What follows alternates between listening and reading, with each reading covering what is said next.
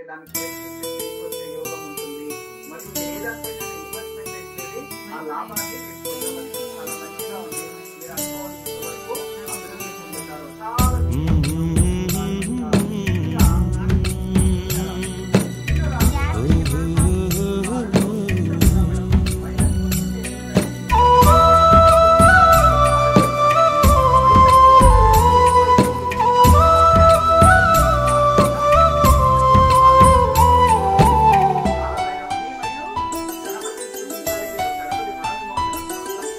గుమ్మడి గుమ్మడి ఆడిందంటే అమ్మాడి, daddy ఊపిరిలో మురిసే కూచిపూడి.